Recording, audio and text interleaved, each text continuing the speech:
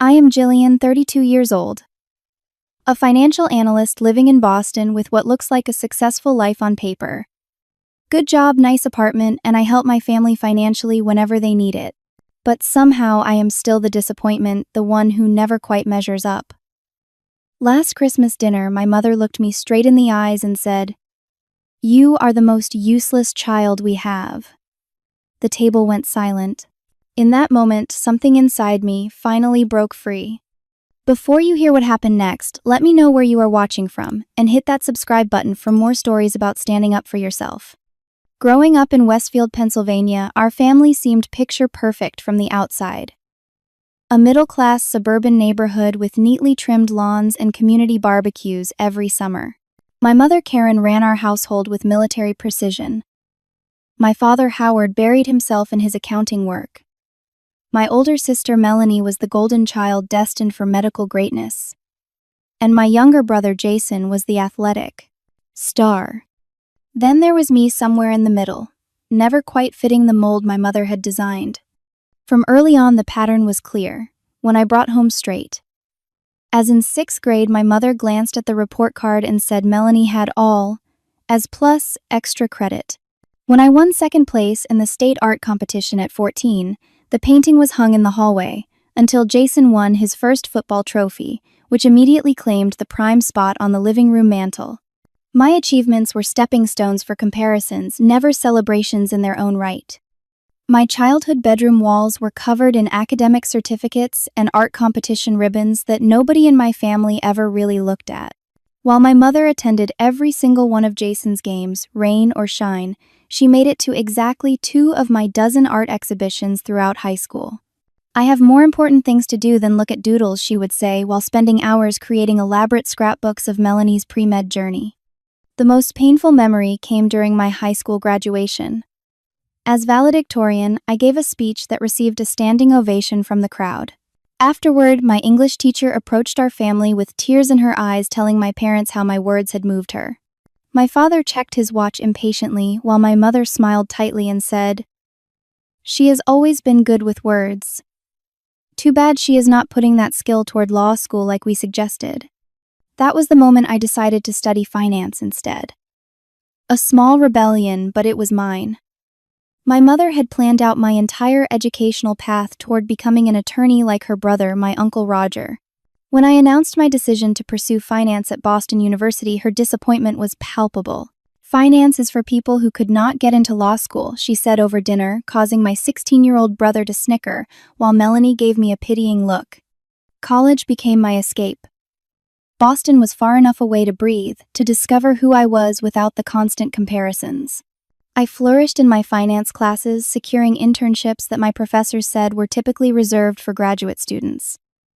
I made the dean's list every semester and graduated summa cum laude.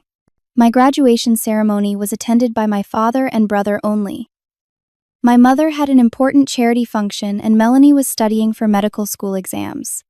After graduation, I landed a position at a prestigious financial firm in Boston. The decision to stay there rather than return to Pennsylvania was met with accusations of abandonment. "Family should stick together," my mother said during one of our increasingly rare phone calls. "But I guess we know where your priorities lie." The irony of her statement became apparent as the years passed. Despite the emotional distance, I became the family financial safety net.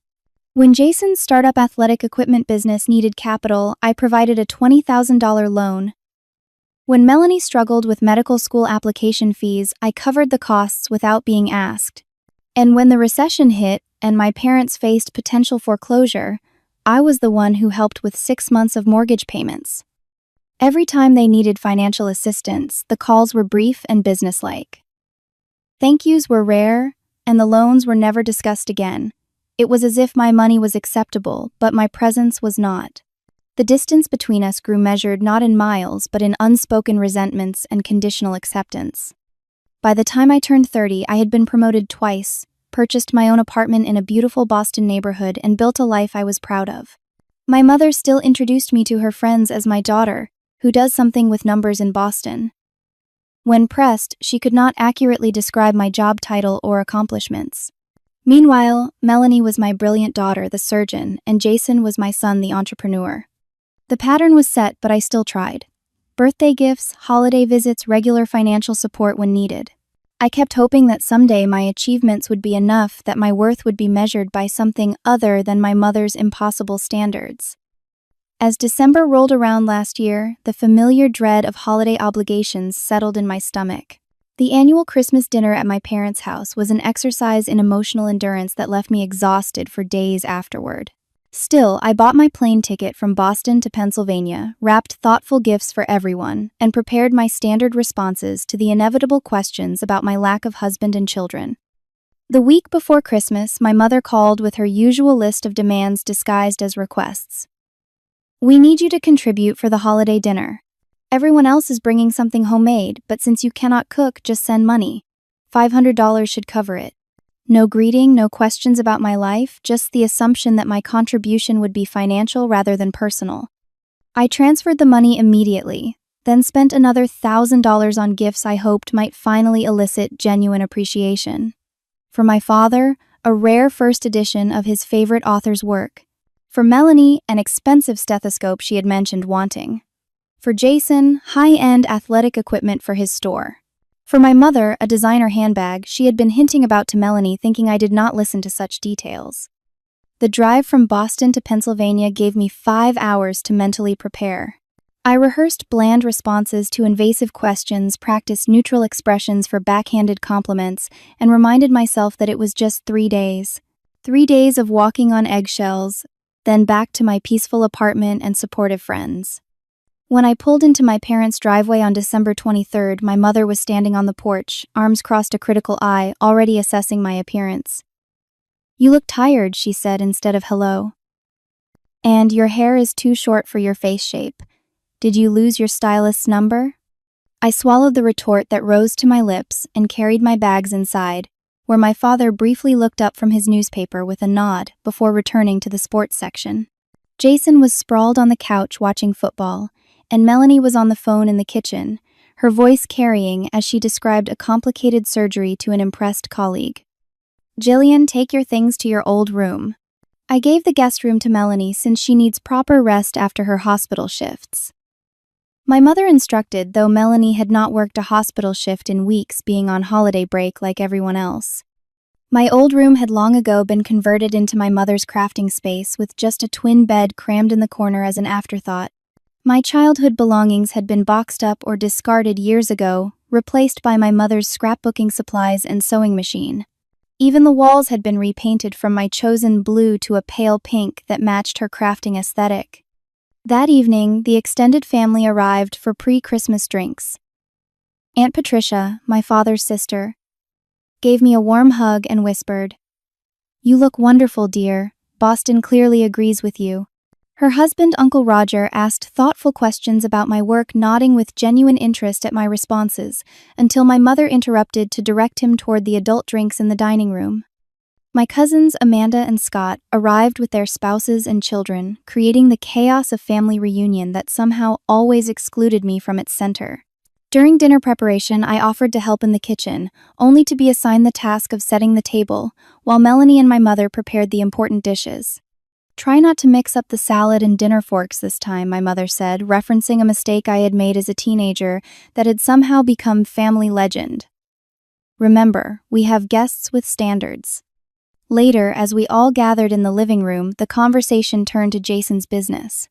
"It is really taking off now," he boasted, conveniently omitting the fact that his success had been built on the foundation of my investment.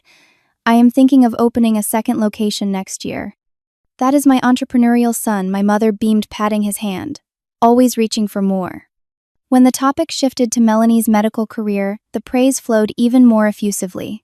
"She just got offered a position at Johns Hopkins," my mother announced, though Melanie looked uncomfortable with the exaggeration of what had actually been a preliminary interview. Eventually, someone politely asked about my work. Before I could answer, my mother jumped in. "Jillian is still doing her number thing in Boston. Still single, still no prospects for grandchildren from that one. But we have accepted that some people just take longer to figure life out." I felt Aunt Patricia's sympathetic glance, but kept my expression neutral, as I had trained myself to do over years of such comments. The evening continued with similar undercurrents, every interaction layered with subtle reminders of my place in the family hierarchy. Later that night, Jason cornered me in the hallway. "Hey, so things are a little tight with the business this month. Inventory costs, I was wondering if you could float me another loan. Just $10,000. I will totally pay you back this time." It was the third such request this year, none of the previous loans having been repaid. I hesitated, and he quickly added, "Unless pushing papers at your desk job does not pay as well as you pretend." I transferred the money that night, telling myself it was the last time, knowing it probably was not. As I lay in the too-small bed in what was no longer my room, I wondered why I kept coming back. Why I kept trying to buy the approval that never seemed available at any price. Christmas Day arrived with the forced cheer and underlying tension that characterized all our family gatherings. The house had been transformed into a holiday showcase worthy of a magazine spread, my mother having spent weeks perfecting every detail.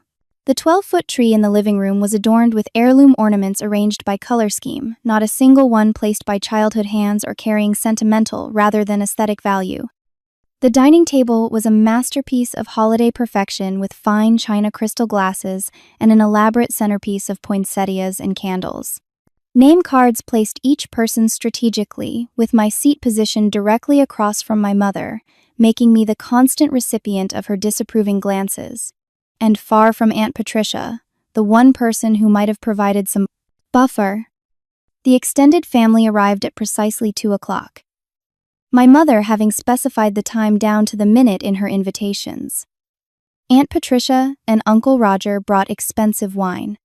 Cousins Amanda and Scott arrived with their picture-perfect families in coordinated Christmas outfits. Several of my mother's friends from her charity committee joined us, as did some of my father's business associates, all of whom had known me since childhood and were eager to assess my progress against their expectations. "Jillian, you remember the Thompsons," my mother said, steering me toward an older couple. "Their son Gregory is a partner at his law firm now, still single too. Such a shame you two never connected." The implication was clear, as it always was. If only I had followed her plan and become a lawyer, I might not be the family's singleton disappointment. As we took our seats for dinner, my father carved the turkey with methodical precision, while my mother directed the passing of side dishes with the authority of an orchestra conductor. The conversation flowed around safe topics. Initially, the recent snowstorm, community gossip, holiday travel plans. Then my mother's friend Beverly asked Melanie about her medical career, and the familiar pattern emerged. 15 minutes of detailed praise for Melanie's accomplishments, followed by 10 minutes celebrating Jason's business acumen with pointed comments about how he had built it all on his own, through hard work. The generous loan from his sister was apparently not part of that narrative. When the conversation finally turned to me, it was with the perfunctory politeness reserved for topics of minimal interest. "And Jillian, are you still at that same company in Boston?" someone asked. Before I could answer fully, my mother interjected. "Jillian has always been comfortable with stability. Not everyone has the drive to advance quickly, like Melanie and Jason." The fact that I had received 2 promotions in 3 years and now managed a team of 6 analysts somehow never made it into her description. I took a large sip of wine and reminded myself of the breathing techniques my therapist had recommended. The dinner continued with similar microaggressions wrapped in holiday pleasantries. Every time I began to share something positive about my life, the conversation was redirected or minimized. When I mentioned the major account I had recently secured for my firm, my father responded by immediately asking Jason about his latest sales figures. As the main course plates were cleared and dessert was being prepared, the conversation shifted to family finances, a topic that always created tension. My cousin Scott mentioned the expensive private school his children attended, which prompted my mother to lament the cost of education. "We sacrificed everything for our children's education," she said, conveniently forgetting that I had paid my own way through college with scholarships and part-time jobs, while Melanie's medical school had been partially funded by our parents, and Jason had dropped out of community college after 1 semester. Speaking of education costs, my brother interjected with false casualness. "I am thinking of taking some business courses next year. Really elevate the store to the next level." My mother beamed at him. "That is wonderful, Jason. Always investing in yourself. Yeah, he continued, glancing at me. Might need a little help with tuition, though. The implication was clear. Another loan would be expected from me, the family bank, who was simultaneously not successful enough to earn their respect. My father joined in. Your sister can help you out. Not like she has children to save for college for. Something inside me tightened at the casual assumption that my resources were family property while my achievements remained unacknowledged. I remained silent, pushing my pie around the plate without eating it. Jillian has always been good with money, my mother said, her voice carrying that particular tone that preceded her backhanded compliments. Of course, there is more to life than just accumulating wealth. Family children making a real difference in the world like Melanie does, saving lives, or Jason bringing joy through sports. I looked up from my plate. I believe my work makes a difference too. The table went quiet at my unusual act of self-defense. My mother's eyebrows rose. Pushing papers and moving numbers around on spreadsheets. I suppose someone has to do it. I manage investment portfolios that help people secure their futures, I said quietly. It matters to them. Well, my mother said with a dismissive wave, we cannot all be special, can we? Every family has their average child. Aunt Patricia inhaled sharply. Uncle Roger suddenly became very interested in his napkin. My father cleared his throat but said nothing in my defense as usual. I should have let it go as I always did. Should have smiled tightly and changed the subject. But the accumulated weight of years of such comments suddenly felt unbearable. What exactly would make me not average in your eyes? I asked, my voice steadier than I felt. My mother seemed surprised by the direct question but recovered quickly. Perhaps if you had followed through with law school instead of taking the easy route. Or if you had given us grandchildren. Or contributed something meaningful to the family beyond just existing. The wine had loosened her usual filter, but the sentiment was nothing new. It was just rarely stated so explicitly. I contribute, I said quietly. Yes, you show up for Christmas. Congratulations. Her tone was scathing. I meant financially. I have helped this family numerous times. My mother's face flushed. My father suddenly became very interested in refilling wine glasses that did not need refilling. That is what family does, she said dismissively. Besides, Melanie and Jason have real expenses. Medical school. Business costs. You just have yourself to worry about. I have been saving to buy a house, I said, surprising myself with the admission. At your age, I had 3 children and a house, my mother replied. But I suppose some people mature more slowly. The tension around the table was palpable now. Guests were exchanging uncomfortable glances, clearly wishing they were elsewhere. Mom Melanie interjected, trying to smooth things over. Jillian has a great career. A career is not a family, my mother replied. Though I have accepted that Jillian will likely never give us that joy. Karen, Aunt Patricia, warned perhaps this is not dinner conversation. But my mother was on a roll now, years of disappointment flowing freely. No, let us be honest for once.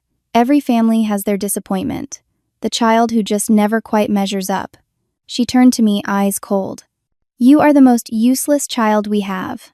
Always have been. The table went completely silent. Even the children stopped fidgeting. All eyes darted between my mother's flushed face and my stunned expression. In that moment, something fundamental shifted inside me. A lifetime of swallowing such comments, of making myself smaller to fit their expectations, of buying affection that was never forthcoming, suddenly crystallized into perfect clarity. I placed my napkin carefully on the table and stood up slowly. Then, stop calling me when you need money, I said quietly. The silence that followed my statement was absolute. My mother's face transitioned from righteous indignation to shock, her mouth opening and closing without sound. My father froze with his wine glass halfway to his lips. Jason suddenly found the pattern of the tablecloth fascinating, while Melanie stared at me with wide eyes. I remained standing, surprising myself with how calm I felt after years of suppressed emotions. Since I am so useless, I assume you will not need the $20,000 I loaned Jason last year for his inventory problems. Money he never repaid. Or the $5,000 I sent Melanie to cover her medical school application fees when you and Dad said you could not afford it. Melanie's face flushed. That was supposed to be between us, she hissed. Why, I asked. Are you ashamed of needing help from your useless sister? Jillian, sit down. My father finally spoke, his voice strained. This is Christmas dinner. Yes, it is Christmas.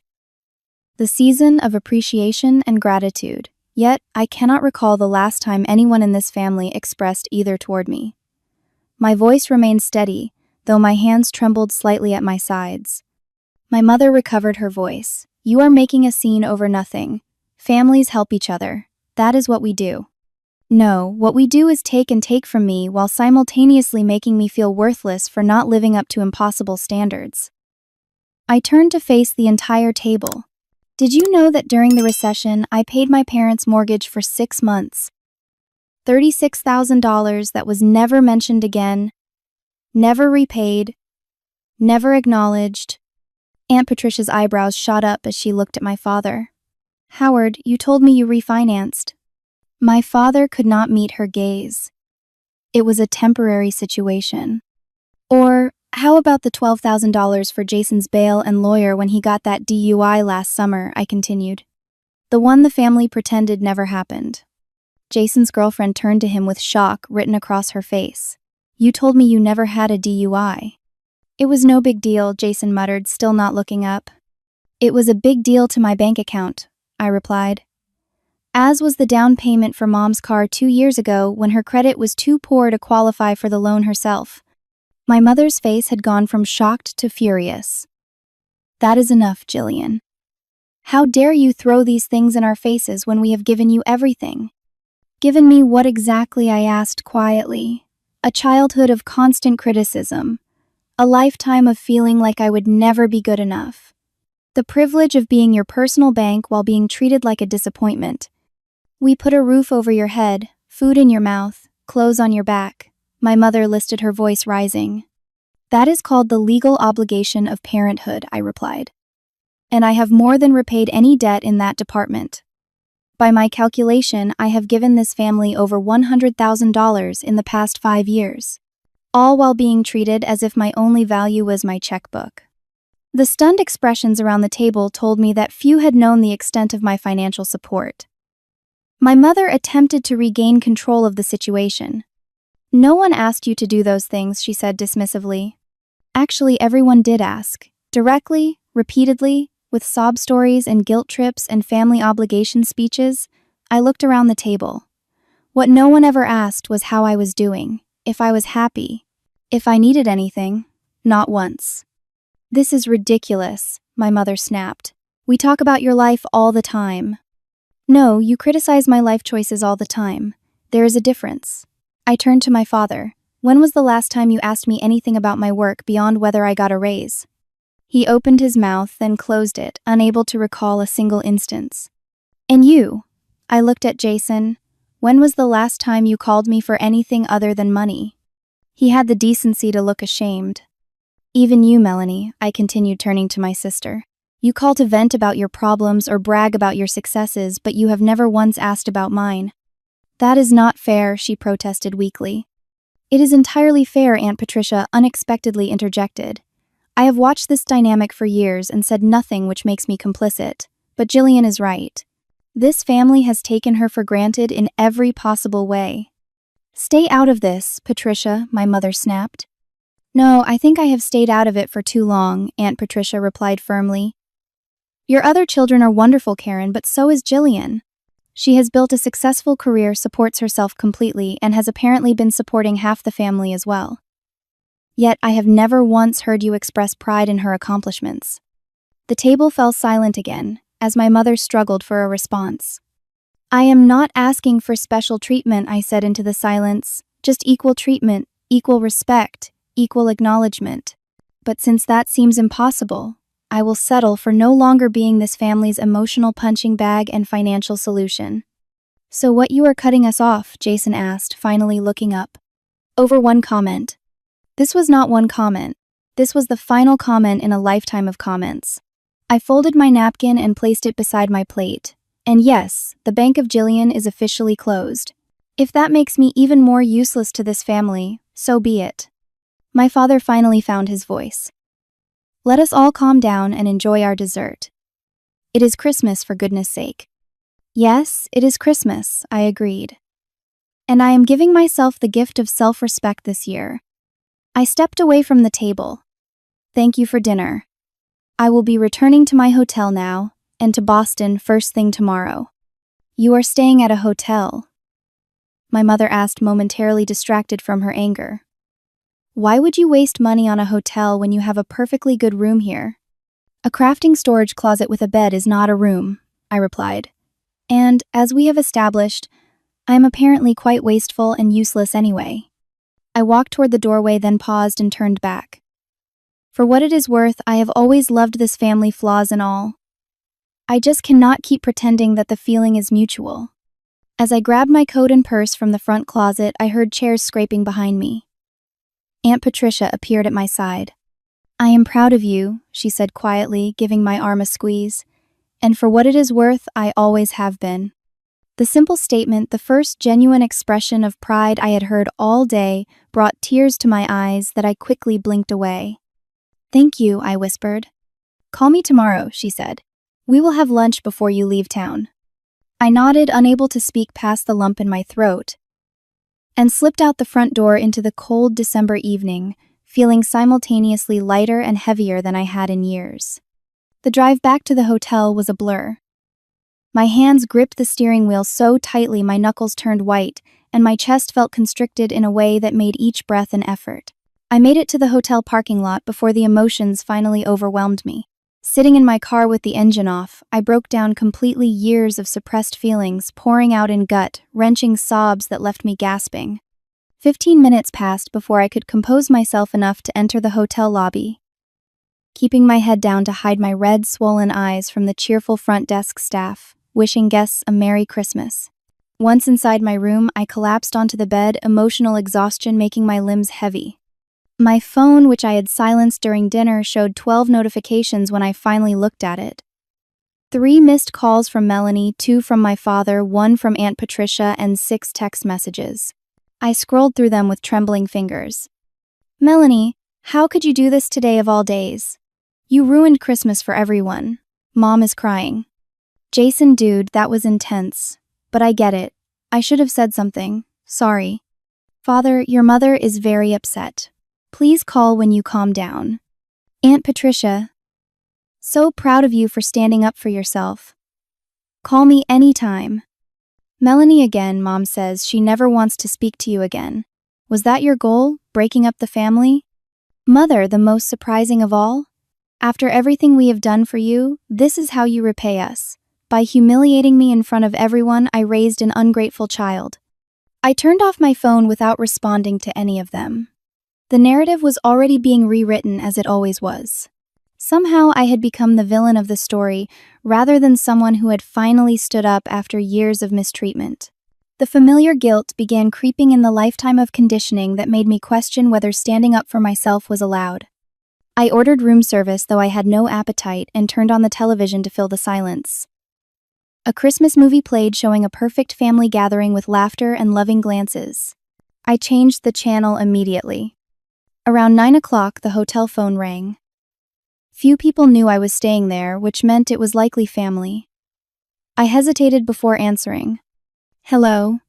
Jillian, it is Aunt Patricia. I hope you do not mind me tracking you down. The front desk was reluctant to put me through until I mentioned I was your aunt. It is okay, I said, surprised by how hoarse my voice sounded. I wanted to make sure you are all right. What happened today was long overdue, but still difficult, I am sure. I feel horrible, I admitted, and liberated, both at once. That sounds about right, she said with a gentle laugh. Listen, what you did took immense courage. The aftermath is always messy when someone finally disrupts a dysfunctional pattern. They think I ruined Christmas. You know what? Maybe you did ruin their version of Christmas. The version where everyone pretends everything is fine while you silently endure being the family scapegoat. Good for you. Her validation brought fresh tears to my eyes. I never meant to keep track of the money, I said quietly. It just started adding up, and I realized no one ever even said thank you. The money is a symptom, not the cause, Aunt Patricia said wisely. It is about respect and recognition. You could have given twice as much, and it would not have fixed the underlying issue. We talked for nearly an hour with Aunt Patricia filling in some family history I had never known. How my mother had always felt inadequate beside her own high-achieving sister. How she had transferred those insecurities onto her relationships with her children, measuring our worth by external markers she could brag about to others. It does not excuse her behavior, Aunt Patricia said firmly. But sometimes understanding the origin helps you take it less personally. After we hung up, I changed my flight from the 27th to the next morning, eager to return to Boston and the life I had built there. I packed my suitcase methodically, leaving out only what I would need in the morning. Sleep evaded me for most of the night. I kept replaying the dinner scene, sometimes with satisfaction at finally speaking my truth, other times with crushing guilt at causing a family rift on Christmas. The lifelong programming that made me responsible for everyone else's feelings was hard to overcome. In the morning, I drove to my parents' house early, hoping to retrieve my gifts and say goodbye when few people would be awake. My plan failed when I found my mother sitting at the kitchen table in her robe, hands wrapped around a coffee mug, her face showing evidence of a sleepless night. We stared at each other for a long moment before she spoke. "I suppose you have come to apologize," she said, her tone, making it clear that was the only acceptable reason for my presence. "No," I said quietly. "I came to get my things before my flight." Her lips tightened, running away as usual. "I am not running away. I am returning to my home, my job, and my life." I moved toward the living room where I had left my gifts. So that is it. Years of family bonds broken over one comment made in the heat of the moment. I turned back to face her. It was not one comment. It was a lifetime of comments, criticisms, and comparisons. And the bonds were already broken. Yesterday just showed me they may never have been whole to begin with. Families fight, Jillian. They say things they do not mean. That is part of life. "Did you not mean it?" I asked directly. "Do you not think I am the most useless of your children?" She looked away without answering, which was answer enough. That is what I thought I said, gathering the unwrapped gifts I had brought. For what it is worth, I do not think I am useless. I have built a good life, helped my clients secure their futures, and until yesterday, supported my family in every way I could. If that is not enough for you, that is your loss. My father appeared in the doorway, his expression a mixture of discomfort and concern. "Jillian, this has all been blown out of proportion. Your mother was stressed about hosting. You know how she gets." "I do know. I have known my entire life. And I have spent that entire life making excuses for how she treats me." I looked between them. "I am done with that now." "So, you are just cutting us off?" my father asked, the financial implications clearly at the forefront of his mind. "I am establishing boundaries. There is a difference." I headed for the door with my arms full of the gifts I had brought. If there ever comes a time when this family can treat me with the same respect given to Melanie and Jason, I will be here. Until then, I need some distance. "You will regret this," my mother called after me. "Family is all that matters in the end." I paused at the door. "That is the point, Mom. I have never felt like I fully mattered to this family." The drive to the airport was quiet, my thoughts finally settling into a strange calm. As the plane took off, I watched Pennsylvania grow smaller beneath me, the complicated emotions of the past 24 hours starting to distill into something like resolve. By the time I landed in Boston, I knew that whatever happened next would be different from everything that had come before. The weeks following Christmas were strangely quiet. My phone, usually buzzing with family requests and complaints, remained largely silent. Jason sent one text asking about reconsidering the loan situation, which I did not answer. Melanie called once, leaving a voicemail that fluctuated between guilt-tripping and tentative understanding before ending with "Mom is still really hurt, just so you know." My father sent a check for $500 with a note saying, "Returning your Christmas dinner contribution," as if that token amount somehow addressed the larger issues at hand. I donated it to a local food bank. My mother maintained radio silence, though. Aunt Patricia, who had become my unexpected ally, reported that she was telling everyone who would listen about her ungrateful daughter, who abandoned the family at Christmas. January brought not just a new year, but my first session with a therapist. I had resisted therapy for years, convinced I could handle my family dynamics on my own. Sitting in Dr. Eliza Warner's softly lit office, I finally admitted how exhausted I was from the effort. What you described is a classic family scapegoat dynamic, Dr. Warner explained after I recounted the Christmas dinner incident. One child becomes the repository for all the family's disowned problems and inadequacies. But why me? I asked. What did I do to deserve that role? Nothing, she said firmly. Scapegoats are often the family members with the most empathy, the ones willing to accept blame to keep the peace. Sometimes they are simply the ones who remind a parent of qualities they dislike in themselves. Over the next several sessions, we explored the patterns that had defined my family relationships, how I had become the emotional and financial support system without receiving support in return, how my achievements were minimized while my perceived failures were magnified, how I had internalized the message that my worth was tied to my usefulness to others. Setting financial boundaries will be an important first step, Dr. Warner suggested. It is often the most concrete way to begin establishing healthier relationships. That opportunity came sooner than expected. In late January, Jason called with another loan request, this time for expanding the business. I know Christmas was rough, he said, his voice carefully casual, but that was Mom being Mom, you know. No reason for it to come between us. For the first time in our adult relationship, I said no. I am not comfortable continuing to provide loans that are never repaid. I explained, my heart pounding, despite the rehearsals with my therapist. Seriously, you are going to hold a grudge over family helping family? His tone shifted quickly from friendly to accusatory. This is not a grudge. It is a boundary. There is a difference. Whatever. I guess we know who you really are now. He hung up without saying goodbye. The guilt was immediate and overwhelming. I called Dr. Warner, who talked me through the discomfort of standing firm when family systems resist change. The pushback is normal, she assured me. They are trying to restore the familiar dynamic. Your job is to maintain your new boundaries until everyone adjusts to them. February brought a surprise visit from Aunt Patricia, who came to Boston for a weekend. Over dinner at my favorite restaurant, she provided updates on the family situation. Your brother had to take out a bank loan for his expansion, she reported. He was furious about it, but honestly, it is probably better for his business to have official documentation anyway. And Mom, I asked hesitantly. Still angry, still hurt, still unwilling to acknowledge her role in the situation. Aunt Patricia sighed, but there has been an interesting development. Your father has been more vocal lately about your accomplishments. Really, I could not hide my surprise. Yes, last week at their dinner party, someone asked about you, and instead of the usual vague response, he actually mentioned your recent promotion and that article where your firm was featured. Karen changed the subject quickly, but it was noticeable. The small acknowledgement meant more than it should have, revealing how starved I had been for parental recognition. March brought an unexpected email from Melanie, more thoughtful than our usual communications. I have been thinking about what you said at Christmas, she wrote. About how none of us ask about your life. I realized you are right. I talk about my work constantly, but never ask about yours. I am sorry for that. If you are willing, I would like to know more about what you actually do as a financial analyst.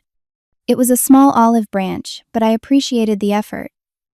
Our subsequent phone call was slightly awkward, but more balanced than any conversation we had shared in years. By April, I had settled into a new routine. Weekly therapy sessions, a stronger focus on friendships that were mutually supportive, and a commitment to recognizing my own accomplishments rather than seeking external validation. I joined a painting class, reconnecting with the artistic passion my mother had dismissed, and found joy in creating without judgment. At work, I developed a mentor relationship with Diane, the firm's vice president, who recognized my talent and pushed me to pursue opportunities I might have previously considered beyond my reach. You undervalue yourself, she observed during one of our meetings. Your financial models are innovative, yet you present them as if you are expecting criticism rather than recognition. Her words hit home, illuminating how my family dynamics had infiltrated my professional life. With her encouragement, I began speaking up more in meetings, taking credit for my ideas and pursuing a leadership role I had been hesitant to consider. In May, my father called out of the blue. Our conversation was stilted at first, both of us unsure of the new terrain. Your mother and I have been discussing things, he said finally. She is still upset about Christmas, but I told her that some of what you said had merit. Thank you for acknowledging that, I replied, careful to keep my expectations measured. I should have been more aware of how things were for you growing up, he continued. I focused on work and left the parenting to your mother. That was a mistake. It was the closest thing to an apology I had ever received from him. Not quite taking responsibility, but at least recognizing there had been a problem. Would you consider coming home for your mother's birthday next month, he asked. It would mean a lot to her. I took a deep breath. I can consider it, but I need to be clear that I will not accept the same treatment as before. If there are any comments about my life choices or comparisons to Melanie and Jason, I will leave. He was silent for a moment. That seems fair, he said finally. The call ended with tentative plans and cautious hope. That night, I wrote in the journal Dr. Warner had suggested I keep reflecting on the changes 6 months had brought. The distance from my family, while painful, had created space for growth I had not known I needed. I was painting again, building deeper friendships, even considering dating after years of avoiding relationships. Most importantly, I was learning that my worth was not measured by my usefulness to others or my ability to meet impossible standards. It existed independently of external validation, a concept so foreign it still felt revolutionary. June arrived, and with it, a decision about my mother's birthday. After careful consideration and several therapy sessions, I decided to attend, but to stay at a hotel rather than my parents' house, giving myself the option of retreat if needed. The visit was awkward but lacked the usual undercurrent of hostility. My mother was civil though distant, accepting my gift with a tight smile and minimal thanks. Jason avoided financial discussions entirely, a welcome change, even if motivated by self-interest rather than respect. Melanie made visible efforts to ask about my life, though her questions sometimes revealed how little she knew about what I actually did. The most significant moment came when one of my mother's friends commented on how well I looked. "Boston must be agreeing with you," the woman said kindly. Before my mother could respond with her usual dismissive comment, my father interjected, "Jillian is doing extremely well there. Her firm was just featured in the Wall Street Journal for their innovative approach to sustainable investing. She led that initiative." My mother looked startled, my siblings surprised. I felt a warmth that had nothing to do with the summer heat. "Is that right?" the friend asked, genuinely interested. "Yes," I said, seizing the rare opportunity to share my success. Our team developed a model for environmental investments that outperformed traditional portfolios by 6% last quarter. The conversation that followed was the first time I could remember my professional accomplishments being discussed with actual interest at a family gathering. My mother remained quiet, but she was listening, her expression unreadable. Later, as I was preparing to leave for my hotel, she approached me alone in the hallway. "Your father seems very impressed with your work," she said, her tone carefully neutral. "Thank you," I replied, unsure where the conversation was heading. "I still think you would have made a good lawyer," she added, unable to fully embrace the life I had chosen. I smiled slightly. "I think I make a better financial analyst." She nodded once, not quite agreeing, but not arguing either. It was the closest thing to acceptance I had ever received from her, a tiny crack in the wall of disapproval that had defined our relationship. As summer turned to fall, the family dynamic continued its slow, sometimes painful evolution. Jason repaid a small portion of his outstanding loan, without being asked, a gesture that spoke volumes. Melanie invited me to an important medical conference where she was presenting, making an effort to include me in a significant moment rather than simply reporting her achievements afterward. My father called more regularly, our conversations gradually becoming less awkward, as we found common ground in discussions about investments and market trends. A neutral territory where we could connect without emotional landmines. My mother remained the most resistant to change, still prone to comparative comments and backhanded compliments. But even she seemed to be making incremental efforts, sending an article about Boston's financial district with a brief note saying, "Thought you might find this interesting." By the time the holidays approached again, I had built a life that felt authentically mine. My apartment was filled with my paintings, my weekends with friends who valued me for myself, not my usefulness. I had taken on greater responsibilities at work, earned another promotion, and begun mentoring junior analysts the way Diane had mentored me. The question of Christmas loomed, bringing with it echoes of last year's confrontation. After much consideration, I made a decision that prioritized my well-being, while leaving the door open for continued healing. "I will not be coming to Pennsylvania this year," I told my father during our weekly call. "I am hosting a gathering for friends here in Boston." There was a pause before he responded, "We will miss you." The simple acknowledgement of my absence was itself a change from the guilt trips of the past. However, I continued, "I would like to visit for New Year's instead, if that works for everyone." "I think that would be nice," he said, surprising me with his acceptance of the alternative. As December 25th approached, I felt a lightness I had not experienced during the holidays in years. My apartment was decorated with ornaments I had chosen not to fit an aesthetic, but because they brought me joy. Friends would soon fill the space with laughter and genuine affection. And in the new year, I would see my family on terms that respected my autonomy and worth. The journey was far from complete. Family patterns established over decades do not transform overnight. But for the first time, I was moving forward with clarity about who I was and what I deserved, a gift more valuable than any I could have found beneath a Christmas tree. 1 year after the Christmas dinner that changed everything, I stood in my Boston apartment, surrounded by friends, the air filled with laughter and the scent of the holiday meal we had prepared together. My living room was transformed by twinkling lights and decorations that reflected my personal taste rather than someone else's idea of perfection. A painting I had created hung above the fireplace, its vibrant colors capturing the joy I had rediscovered in the past year. To chosen family, my friend Rachel said, raising her glass in a toast, and to Jillian, who taught us all about the power of setting boundaries. To boundaries, everyone echoed, glasses clinking as warm smiles were exchanged across the table. This was the Christmas I had created for myself, filled with people who valued me for exactly who I was. There were no comparisons, no subtle digs disguised as concern, no undercurrent of disapproval.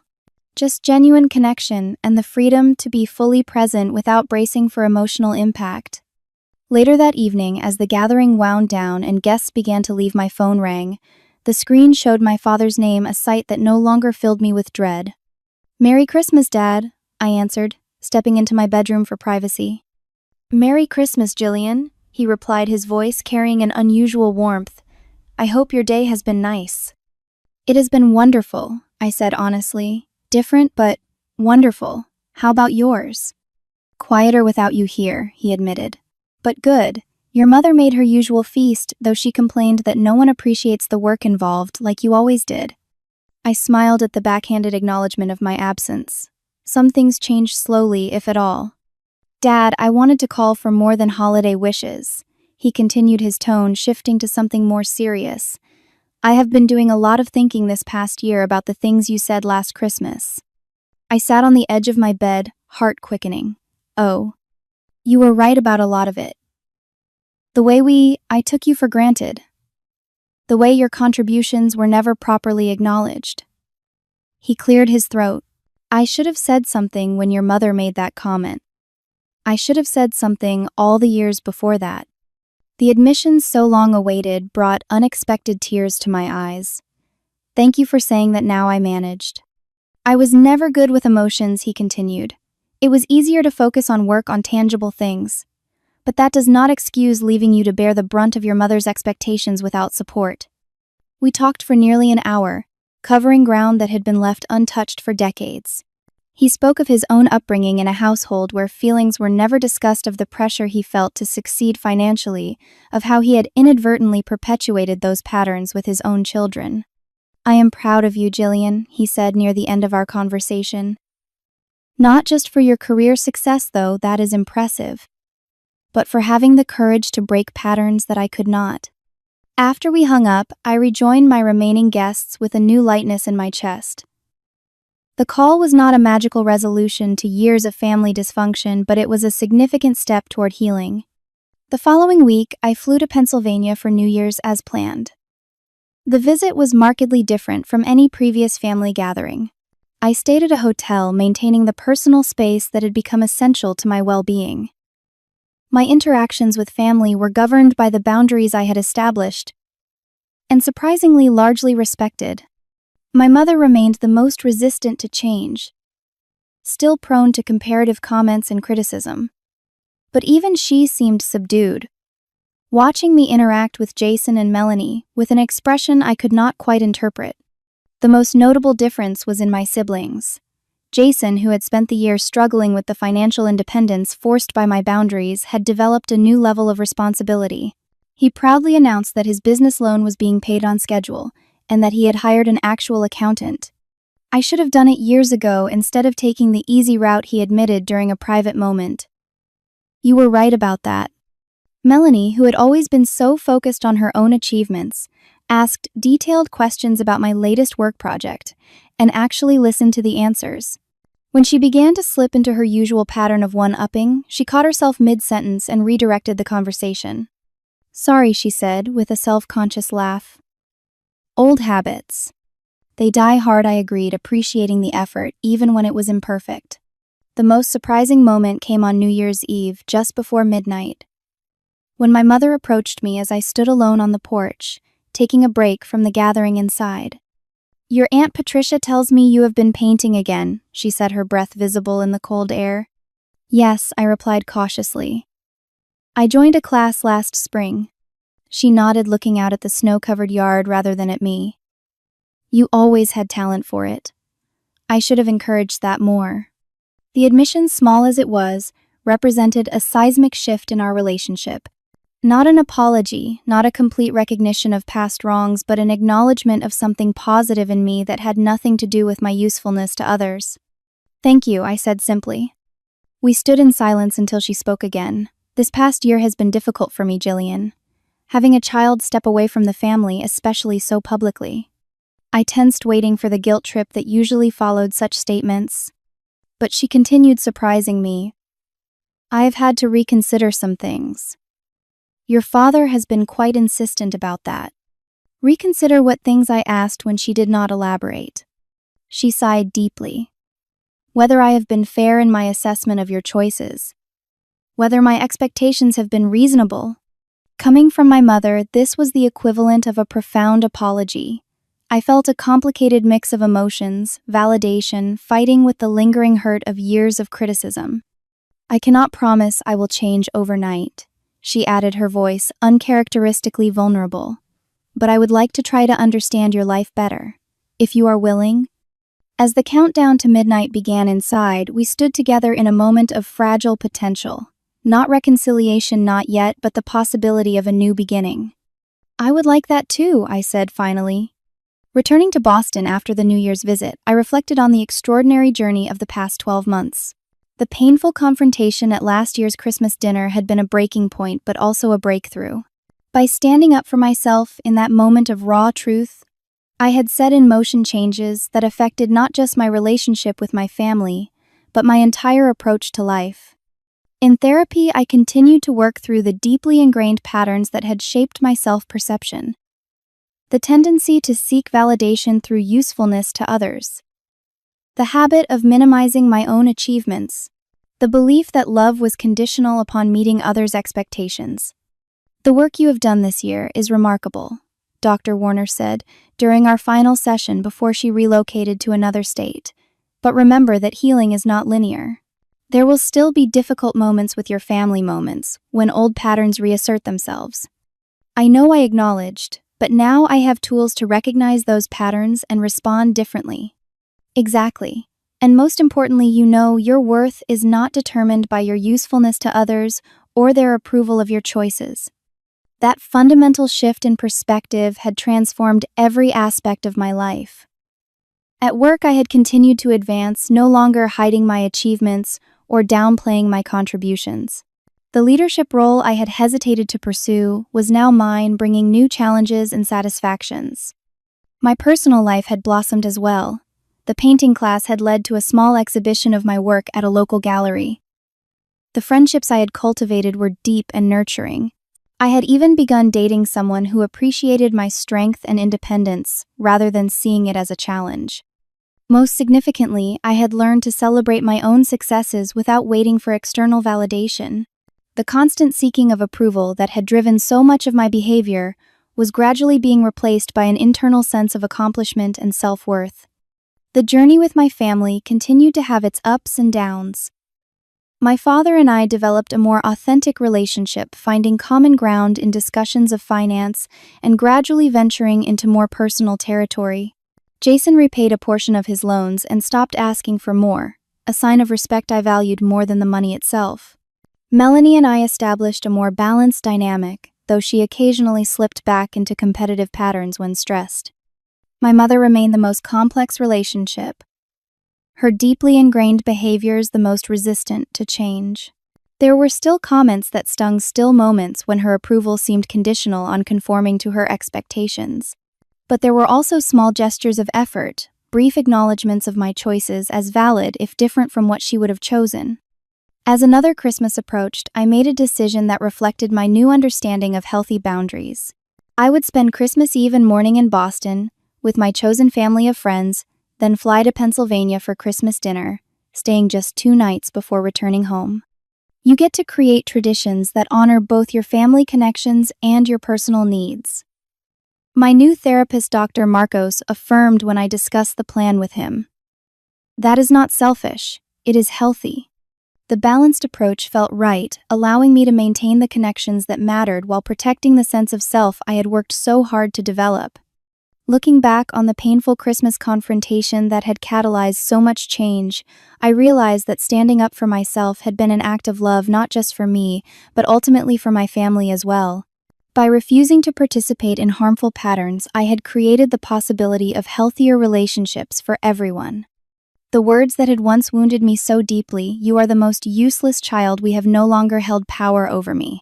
I knew with certainty that my worth was not measured by my usefulness to others, my conformity to their expectations, or my willingness to silence my own needs.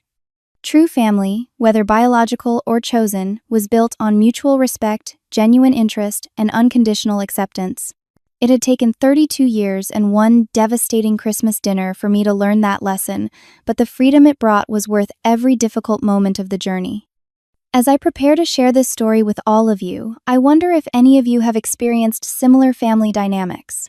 Have you ever had to stand up to toxic patterns or set boundaries with loved ones?